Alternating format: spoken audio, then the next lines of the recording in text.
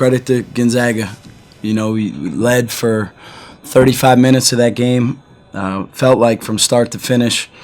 And, that last 4 minute, we called a mini game, up 6 and just don't close it out the way that I was expecting to. Credit to them for making some big plays late. Bolton made 2 huge threes and also came up with an offensive rebound late that kind of put them up. But all that being said, I thought we had 2 really good looks. Isaiah Hawthorne missed a wide open 3 in the corner, up 2, and then Khalil had just as we designed out of the timeout, had a wide open 3 right off the left hash mark. And those are shots that I'm living with every day of the week and believe that those guys will make them. So clap my hands. Great shots, just didn't knock them down. I'm so proud of our team's effort in the fight. It's been a rough start for us in conference play, and we've really challenged them. But we've shown, when our backs are against the wall, what we're capable of as a group. So did not get the result that we were looking for, but I'm proud of the progress, the effort, and where I think we can go, and our staff thinks we can go as a team and as a program.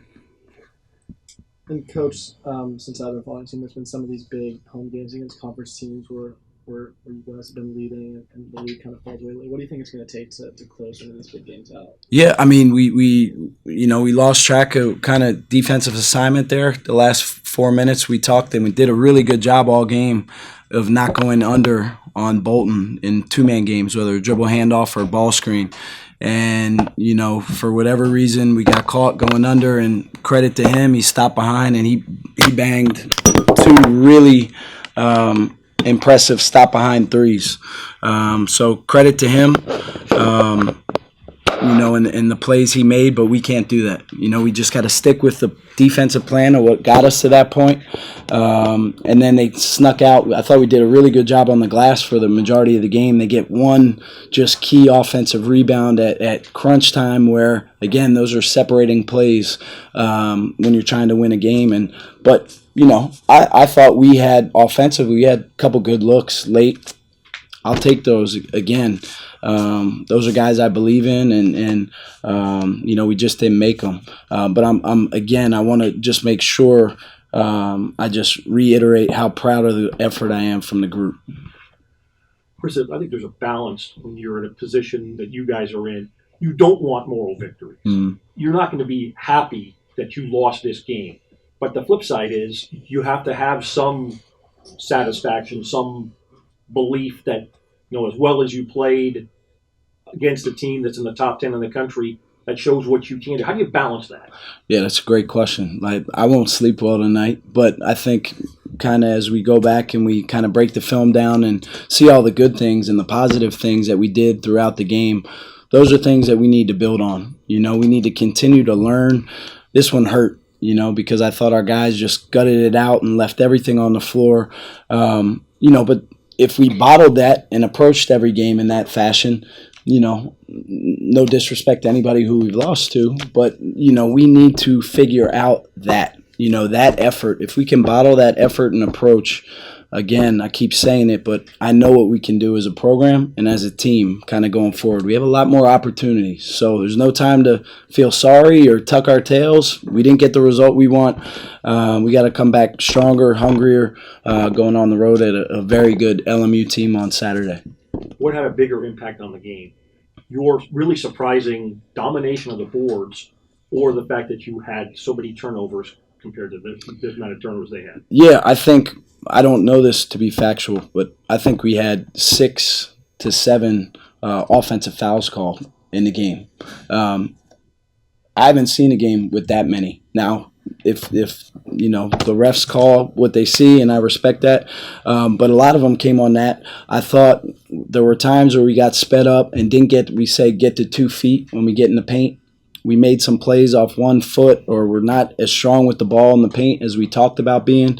And the turnover margin was a big separator in the game. They get 24 points off our turnovers. That has kind of been an Achilles heel for our group.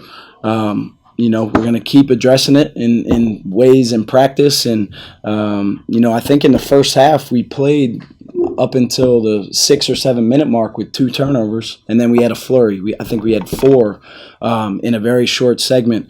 And those are things that just kind of turn the momentum, turn the tide of the game. When we get shots just on the rim, I like our chances. And that's the thing as a group that we just got to keep improving, keep getting better at.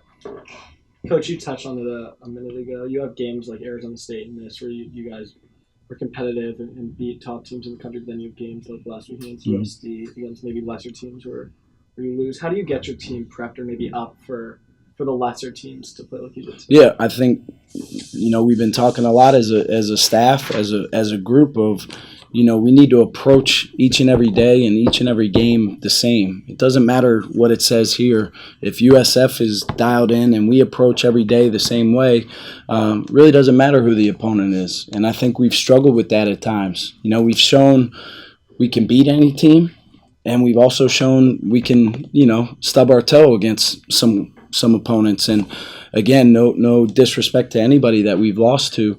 We just need to bottle the consistency piece and the approach piece and the toughness piece. I thought for majority of that game we were the tougher team.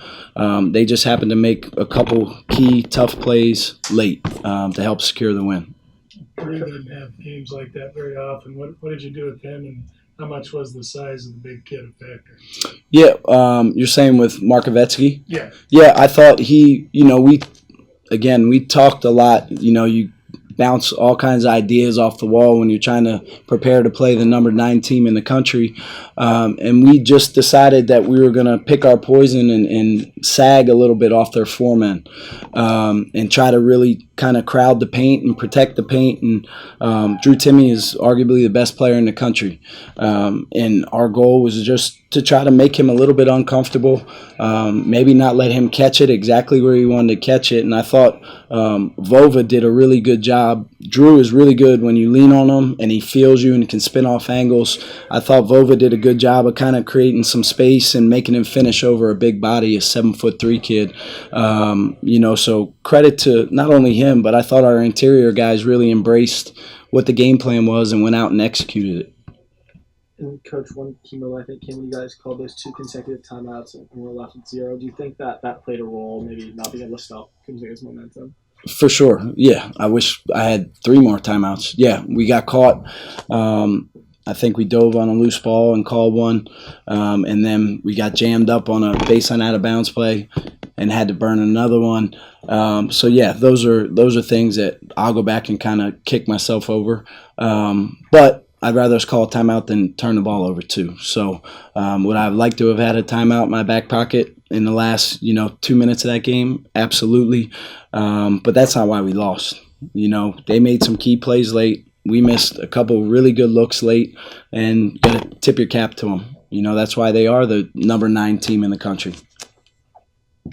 And Coach, you mentioned no more victories, or Steve maybe mentioned no more victories, but getting big minutes from guys like Julian and Josh and Saba, who maybe have struggled a little bit this season, do you think this can maybe be like a stepping off game for them? I sure hope so. Yeah, we need those guys. When we're firing on all cylinders, I think we're pretty good. And up to this point, Julian struggled a little bit. We're continuing to try to pump him with confidence. It was good to see him make a shot tonight. He looked more like himself. Probably should have found him a couple more minutes there in the second half. But I'm proud of him just kind of staying the course.